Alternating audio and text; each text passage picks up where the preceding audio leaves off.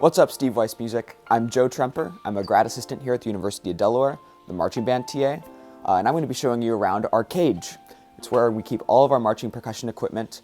For those of you who don't know, Jim Ancona runs our marching percussion section here, as well as being the assistant director of athletic bands.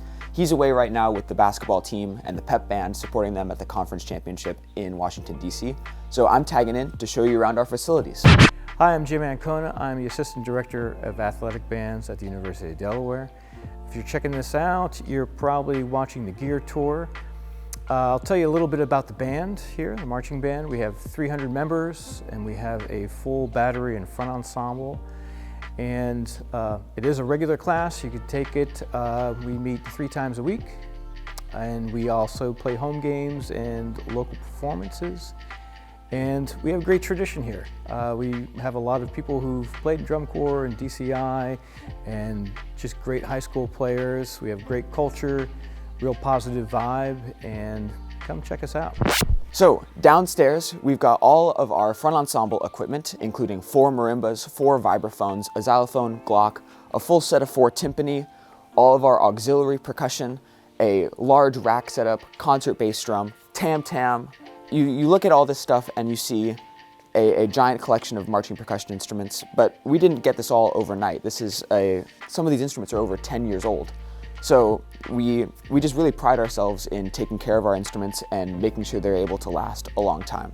If we walk up closer here, we've got our full innovative percussion mallet bags and lineups. Since Jim Ancona is our marching percussion faculty here, we do have a full lineup of his mallets, but we also use some of the Field Series mallets as well as the Jim Casellas. And then in the vibe bag, we've got some Sandy Retnick's mallets, some Tom Rarick mallets, as well as some other Jim Casella vibraphone mallets. Also in the cage, we've got 2 full drum lines that we use for our active fall drum line, as well as in the spring, the marching percussion tech classes and the percussion methods classes for non-percussionists. All Pearl Adams stuff. We have 10 snares in each drum line, 6 quads, 6 basses, and 12 pairs of Zildjian cymbals. With all this equipment, we're able to also have an alumni drum line every year fully staffed with a second section of all the battery instruments, and they make a massive sound. So we're really fortunate that we're able to keep all this great gear around, and thankful to our sponsors who are able to provide us such great equipment. So in this zone, it's one of my favorites. We've got all our timpani downstairs, as well as some of our specialty percussion instruments that we pull out for the various shows that we do. This year, Jim wrote for a really creative section of world percussion instruments. We've got our Pearl Cajon as well as a Meinl Rick.